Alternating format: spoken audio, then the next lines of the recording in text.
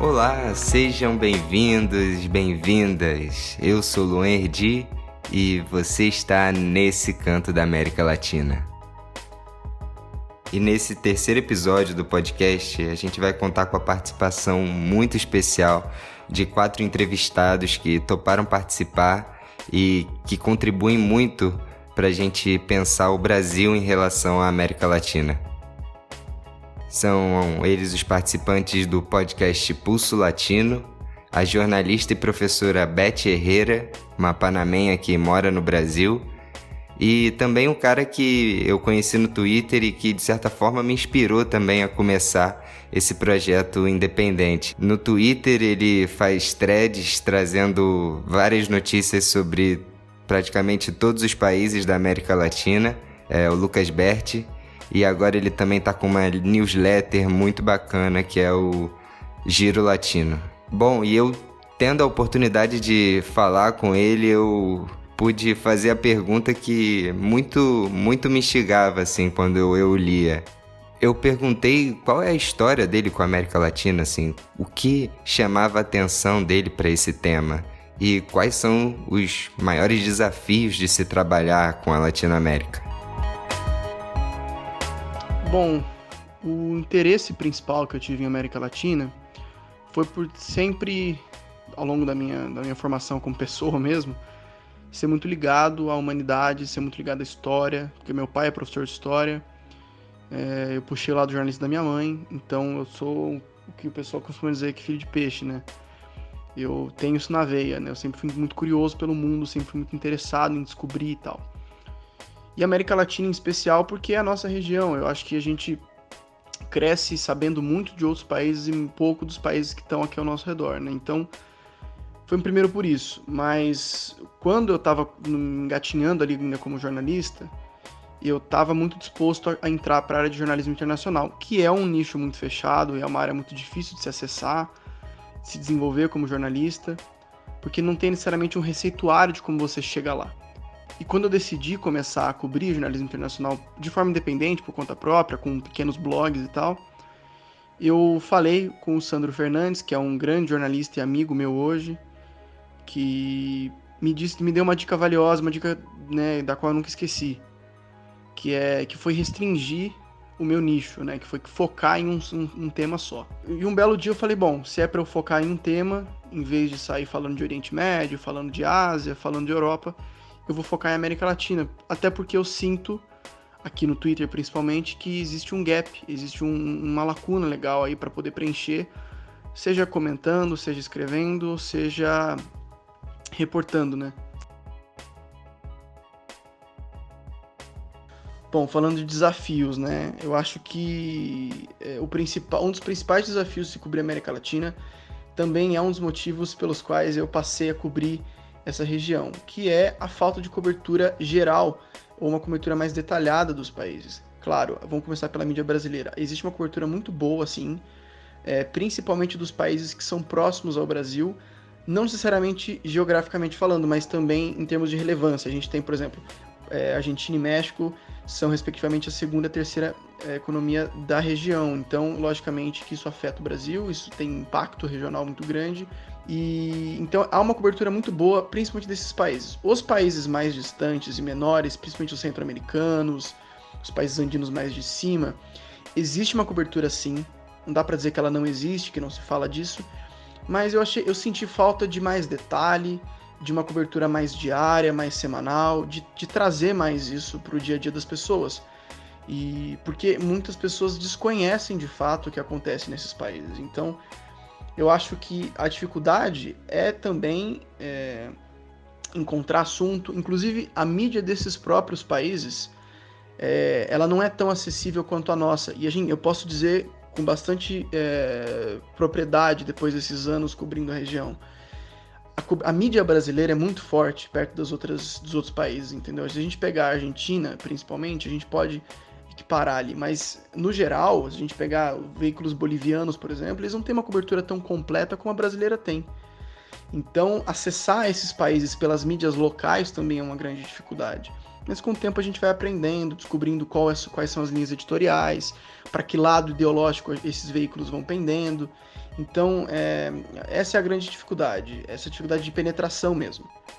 Eu penso que a falta de cobertura mais densa desses pequenos países, principalmente, não se dá só pela falta de interesse dos jornalistas, mas pela falta de interesse do público.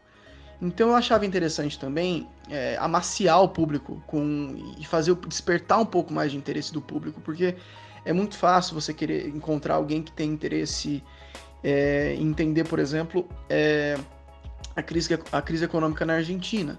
Mas por que não entender a crise econômica ou uma crise no gabinete, por exemplo, do governo de El Salvador? Por que não tentar entender os meandros da política hondurenha, por exemplo? Né? Por que não investigar mais a relação entre os países andinos? Então, eu acho que é uma faca de dois gumes, né? Você tentar não só despertar mais interesse da mídia, mas também do público, né? E esse estímulo vem por meio de trabalhos independentes, né? E é isso que eu tenho tentado fazer há mais ou menos 2 anos.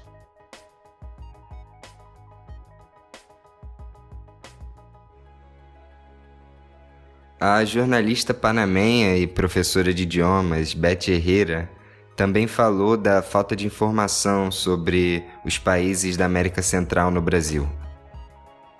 Hola, ¿qué tal amigos? Primeramente quiero agradecerles la oportunidad que me brindan de poder compartir con ustedes mi experiencia profesional como periodista y como profesora. Yo soy Betty Herrera Anre, soy periodista panameña egresada de la Universidad de la Amistad entre los Pueblos Patricio Lumumba en la ciudad de Moscú, en Rusia. Yo estudié entre los años de 1984 y 1990, este periodo cuando se realizaba la llamada perestroika, que era la reconstrucción del socialismo, podríamos decir, y glasnost, apertura. Estuve en todo ese momento, inclusive cuando ocurrió el desastre de Chernobyl, yo vivía allá en Moscú. Detalles sobre mi vida en Rusia ustedes pueden leerlo en mi libro Tacones Rojos, que fue publicado hace 2 años aquí en Río de Janeiro, en español. Mi experiencia aquí en Brasil algunas veces ha sido buena, otras sinceramente no ha sido tan buena. Yo nunca pensé cuando llegué a Brasil que yo me encontraría con personas que no supiesen dónde quedaba Panamá. Ese fue el primer choque que yo tuve, porque en todos los lugares donde yo llegaba, fuese médico, fuese un abogado, algún trámite que yo fuese a hacer en alguna oficina pública, la primera pregunta era: Panamá, ¿dónde queda Panamá? Y eso a mí me sorprendía enormemente, porque yo decía, ¿cómo es posible que no sepan dónde queda Panamá? Poco a poco yo me di cuenta que los medios de comunicación aquí en Brasil prácticamente no hablan sobre los países centroamericanos y centran toda la información en los países más cercanos. Hablan sobre Argentina, hablan sobre a veces sobre Chile, y últimamente pues están hablando sobre Bolivia, pero los países centroamericanos prácticamente no los tocan. Y hasta hoy, después de 14 años, me encuentro con algunos estudiantes, inclusive abogados, estudiantes que son médicos, con estudio superior, que todavía me preguntan dónde está localizado Panamá. Para mí esto pues resulta sinceramente muy extraño, porque yo pensaba que el simple hecho de tener un canal, que es una de las 8ª maravillas de la ingeniería mundial, sería lógico que todo el mundo supiese dónde quedaba Panamá. A lo largo de estos 14 años viviendo aquí en Brasil, he sentido que los brasileños son extremadamente cariñosos. También ustedes son personas que aman mucho la familia, la unión familiar, y son muy buenos anfitriones, porque yo no me puedo quejar. Cualquier casa que yo visite, cualquier familia brasileña siempre me recibe con los brazos abiertos, con mucha alegría, y en ese sentido ustedes se parecen a nosotros, pues los brasileños son muy queridos en Panamá. cualquier persona que llegue a Panamá y diga que es brasileño, los panameños muestran mucho entusiasmo porque la divulgación del fútbol allá y de las novelas brasileñas es muy grande. Entonces la información sí va de Brasil para afuera, pero de Panamá hacia acá no llega. Y yo pienso que la principal barrera es el idioma, puesto el idioma español es lo que ha impedido esa integración de Brasil con el resto de los países latinoamericanos y ese desconocimiento que tienen muchos brasileños sobre lo que pasa allá afuera. Con relación a los medios también, las pocas veces que yo he escuchado y visto noticias sobre Panamá, sobre todo en la TV Globo, he visto que ha sido de una manera bastante despectiva. Yo inclusive he enviado notas a la TV Globo reclamando de la forma en que como ellos han abordado asuntos referentes a Panamá. La última vez fue en la Copa del Mundo, en donde un periodista del segmento deportivo realizó un reportaje sobre Panamá y lo colocó como un país pobre, corrupto, miserable. No enfocó ningún aspecto positivo del país. Pero en fin, entonces al ver esta realidad yo me he dedicado a ser prácticamente una embajadora ad honoris, porque yo me dedico a través de mis clases a divulgar las tradiciones, la cultura panameña, hablo siempre sobre Panamá y aprovecho para hablar sobre los otros países. Yo pienso que las clases de idiomas deben, además de traer conocimiento sobre el dominio de la lengua, yo a través del idioma les hago a mis estudiantes un viaje por todos estos países latinoamericanos, por los países que hablan español. Y fundamentalmente utilizo las redes sociales para divulgar mi trabajo y divulgar mi cultura, la cultura panameña, nuestras tradiciones. Olha, e esse tipo de atuação independente na internet que a Beth faz tem muito a ver com o trabalho que o Lucas também faz no Twitter, não é, Lucas? Sim, eu tenho muito orgulho em dizer que o Girão da América, e agora digievoluído para Giro Latino, é uma mídia independente, é uma mídia que depende unicamente de quem faz ela acontecer. Trabalhei muito, não vou negar, dá trabalho, você perde noite, você perde manhã de sábado. Eu por exemplo, nos últimos um ano e 8 meses, mais ou menos, eu acordo cedo no sábado. Às vezes tem notícias extras, às vezes o continente pega fogo, a gente tem que entrar no Twitter para dar uma informação geral. A gente às vezes erra, porque a gente também não tem os mesmos recursos. A gente quebra a cabeça, a gente vai atrás do que pode, a gente tenta fontes. E sim, o Giro Latino hoje, ele tá com mais braços, ele tá crescendo, a ideia é crescer cada vez mais. E sim, ele é uma mídia independente, uma mídia totalmente alternativa nesse ponto. E trouxe uma coisa que ninguém trouxe até agora. Eu posso dizer isso com orgulho, né? Que ninguém havia feito o que eu me propus a fazer, né? Eu não criei a lâmpada, mas eu trouxe uma ideia legal. Eu acho que eu me sinto muito satisfeito com o trabalho que eu fiz nesse tempo todo. Agora eu tenho jornalistas excelentes que estão me acompanhando nisso. Eu tenho o Maurício Brum, eu tenho a Silvia Lisboa e tenho o Alexandre Desante, que são, né, da Fronteira, e 2 deles do Intercept. Eles estão me ajudando nisso, eles estão, principalmente o Mal, a gente tá, que também o Mal também é do Impedimento, né? E então ele tem uma experiência grande com mídia independente também, quando ele tinha o site do Impedimento. E são jornalistas brilhantes que têm agregado muito ao trabalho. A gente tem um projeto muito ambicioso de tentar crescer cada vez mais, levar mais informação para as pessoas. Então, é isso, né? É tentar explorar esse espaço que já está sendo bem explorado. A gente tem uma galera muito boa cobrindo a América Latina também de forma independente. A gente tem o Vitor Magalhães e a Júlia Stallone agora no O Latinoscópio. Também tinha o Jânio Quadros antes, aquela conta paródia lá, ele também estava lá, mas agora ele saiu.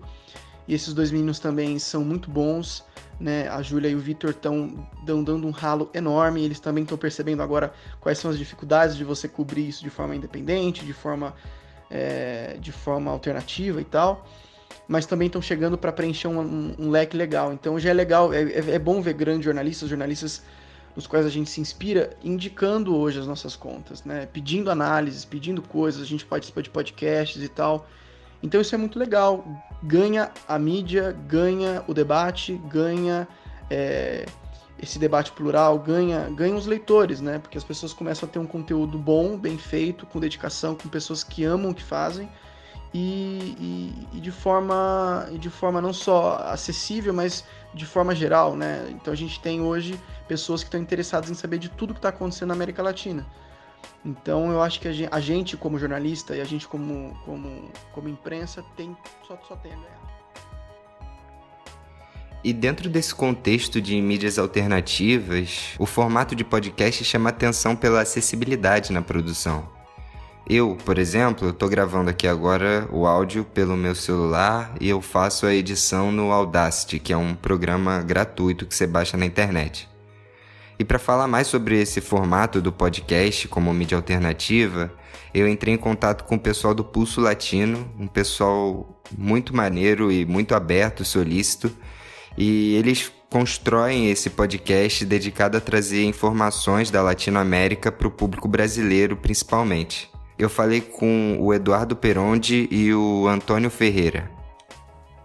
Eu sou Antônio Ferreira, eu tenho 39 anos, sou advogado e ativista do coletivo Passarinho, um coletivo de brasileiros migrantes que vivem em Buenos Aires e que foi construído durante a luta contra o golpe, ainda em 2016, né, na cidade de Buenos Aires. Durante esse período, foram formados diversos coletivos no mundo, na América Latina, de brasileiros que viviam no exterior e que queriam se organizar para lutar contra o golpe em curso no Brasil. Uma dessas iniciativas, né, foi na Argentina a formação do coletivo Passarinho.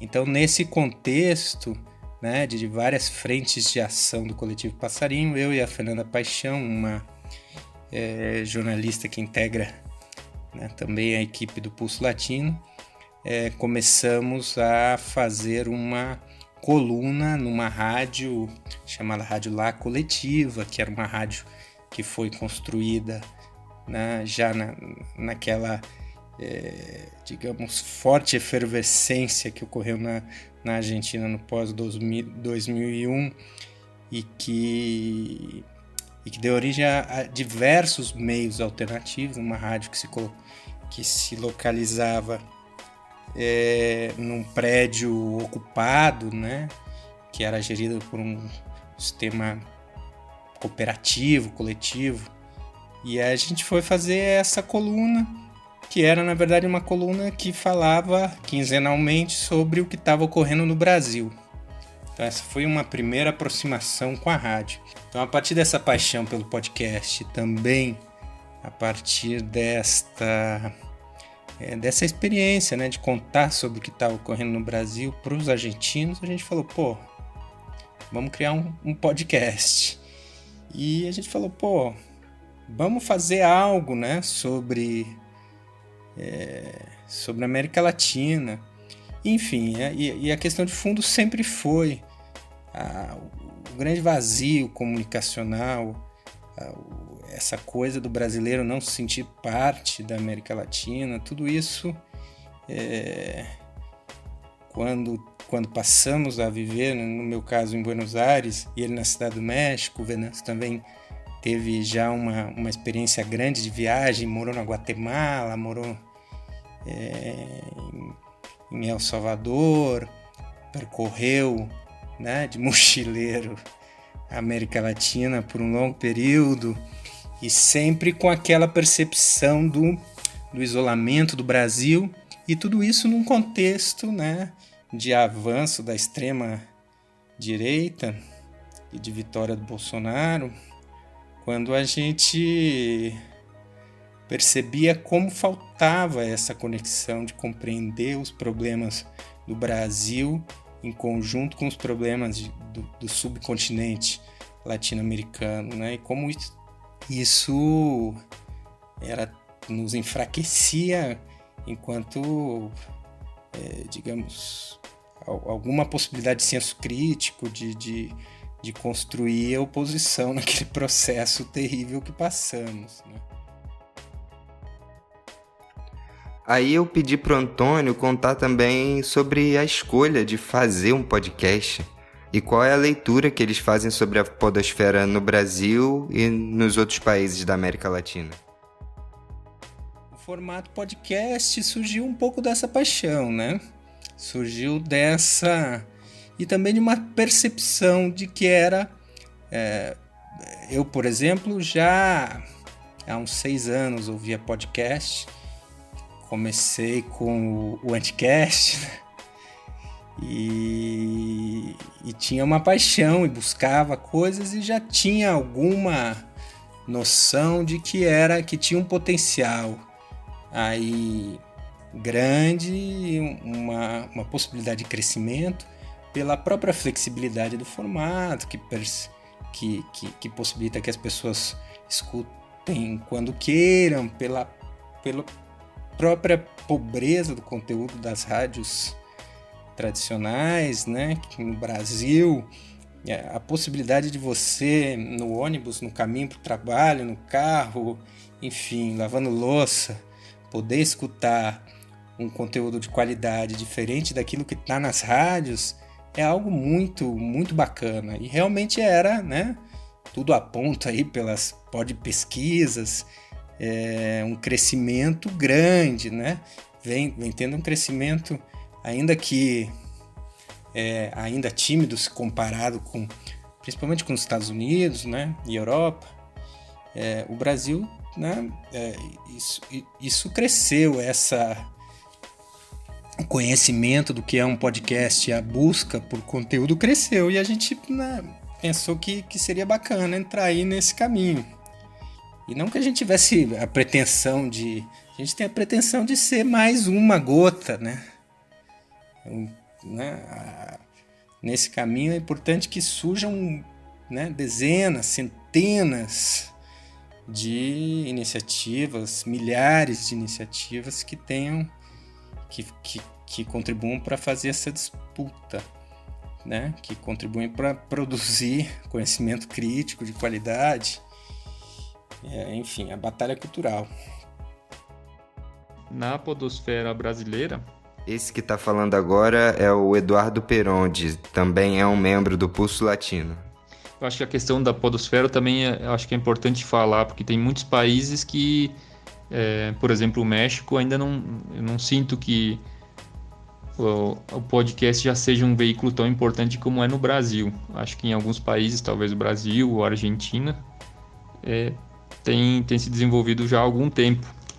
E nos demais países eu acho que isso está começando ainda, é muito recente. Então é difícil falar de uma podosfera latino-americana porque eu não tenho conhecimento em vários países da existência, né, de como funciona esse movimento de podcast.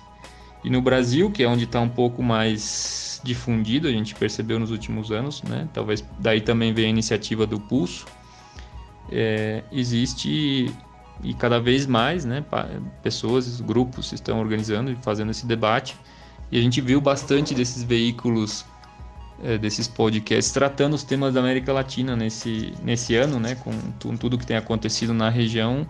Vários deles se voltaram para tentar entender e dar uma resposta sobre o que está acontecendo, só que com um problema que é um problema da nossa formação política latino-americana, brasileira, né, que é o desconhecimento da realidade latino-americana. A gente sabe, em geral, muito mais do que está acontecendo na Europa, nos Estados Unidos, né? A nossa cultura é muito eurocêntrica, né? E a gente tem uma cultura política que sempre teve de costas, né, para o que está acontecendo na América Latina, que é a nossa região, onde estão as melhores possibilidades, né, de que o Brasil se torne um país, enfim, uma economia mais forte, um país com maior poder internacional, com maior inserção, com maior desenvolvimento, tudo que a gente for pensar em possibilidades de desenvolvimento, o Brasil sempre tem maiores perspectivas se aliar com os países latino-americanos, mas em termos de formação política, isso é sempre o oposto, né? A gente não sabe nada, não se vincula, tem certo preconceito, inclusive, bastante difundido sobre os países da região. E eu acho que esse é um pouco o desafio também, né? Quem se mete a discutir a América Latina é tentar apresentar a similaridade que existe entre essas nações da América Latina e o Brasil, para tentar mostrar como, na verdade, né, o nosso horizonte é muito mais latino-americano do que um horizonte ocidental, né? Ou como é muito comum, por exemplo, nas universidades, nos meios do pensamento, né? A intelectualidade é sempre muito eurocêntrica no Brasil, nossa formação universitária é muito eurocêntrica, né? E a gente desconhece totalmente o que é a nossa região, né? Que é o nosso lugar. Então esse é um desafio nosso do Pulso Latino, e acho que é ainda mais difícil para outros podcasts que não têm essa proposta, né? Porque exige muito estudo, muita pesquisa, né? Muita investigação sobre a história, sobre a realidade, sobre acompanhar o que acontece em cada lugar. E para finalizar a entrevista, como última pergunta, eu pedi para que eles me dissessem o que eles pensavam sobre a ideia de América Latina e o que significaria ser latino-americano para eles. E a América Latina, bom, é uma descoberta. Esse processo de construção do Pulso Latino tem sido um processo de descoberta dessa América Latina, que por um lado não consegue se livrar do colonialismo, da condição de dependência econômica, mas por outro lado tem uma riqueza, né? Uma riqueza étnica, uma riqueza de lutas populares, de lutas indígenas, de lutas do povo negro, uma diversidade, que é fantástica, Em relação ao que é ser latino-americano, no caso brasileiro, eu acho que é reconhecer essa debilidade da nossa formação histórica, né? Nossa formação intelectual, que é uma formação que também, por tudo que aconteceu durante a nossa história, as intervenções, né, as ditaduras, sempre foram, desde, enfim, o período do Brasil colônia, do Brasil imperial, depois da independência, o Brasil sempre teve uma história que correu à margem, né, do que acontecia nos outros países latino-americanos, né? Então, o desafio, né, do latino-americano é compreender essa história e mostrar, através do interesse, né, sobre a região, do respeito pelas culturas da região, pela história, né, pelas lutas que aconteceram em vários países da América Latina, importantes, que talvez merecem um pouco mais de atenção da nossa sociedade brasileira. Então, ser latino-americano é ter essa percepção, ter esse interesse, né, e esse esforço, fazer esse esforço para fazer vínculos, né, para trazer essa história, para misturar um pouco a América Latina com a história brasileira y viceversa. Eu acho que é por ahí. Como latinoamericana yo me siento sumamente orgullosa. Mientras yo estudiaba en la Unión Soviética, los latinoamericanos nos reuníamos, discutíamos los problemas políticos, sociales, con esta experiencia de vivir en la Unión Soviética y compartir tantos años con tantos latinoamericanos me permitió tener una visión más amplia de lo que pasa en el mundo y me permitió entender que realmente nuestras realidades son muy parecidas. No es por acaso lo que estamos viviendo hoy en día, y ustedes están viendo lo que está pasando en América Latina, los pueblos se están levantando en protestas porque ya no aguantan más tanta corrupción y tanto desvío de fondos que deberían ser destinados para obras sociales, los salarios bajos que no nos permiten tener una vida digna y los gobiernos pues que solo responden a los intereses del Fondo Monetario Internacional. Bueno, eso en general. Me gustaría mucho aprovechar esta oportunidad para invitarlos a ustedes a que accedan a las redes sociales y y conversen conmigo, discutamos a través de Gmail. Yo tengo una página donde doy clases, pero también me gustaría organizar conversatorios para que poder intercambiar ideas, conversar sobre mi experiencia en la Unión Soviética, y también ustedes como jóvenes, me imagino que son jóvenes los que me están escuchando, me cuenten un poco sobre cuál es el país que ustedes desean para sus hijos, para su familia, el país que ustedes desean construir. Hasta pronto, amigos, un fuerte abrazo.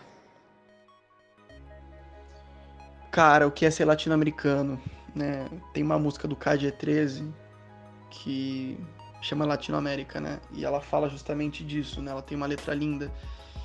E tem um trecho dela, que é um trecho que nunca me sai na cabeça, que é um pueblo sin piernas pero que camina, né? Que é um povo desassistido, sofrido, surrupiado, vendido, corrompido, atacado, né?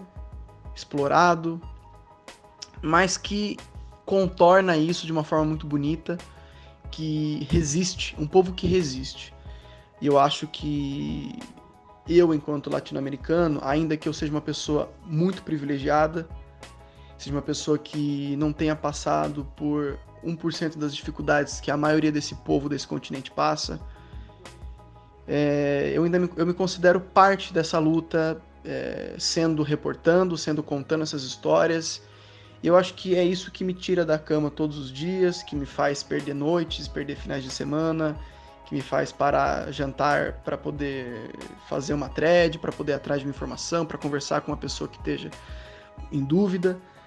Então eu acho que eu faço parte dessa luta que esse povo tem, né? Uma luta tão difícil, mas eu faço parte não necessariamente sofrendo com o que eles sofrem, mas contando essas histórias, relatando esse sofrimento, denunciando o que tem que ser denunciado. Então eu não consigo desassociar a minha imagem de latino-americano com a minha imagem de jornalista latino-americano, com a imagem de jornalista que cobre esse continente, né? Então eu até me emociono falando disso, porque é a minha missão na Terra. É contar a verdade, é trazer o melhor conteúdo e principalmente contar a história desse meu povo, do povo, né, que me cerca, do povo ao qual eu pertenço. Eu acho que é isso.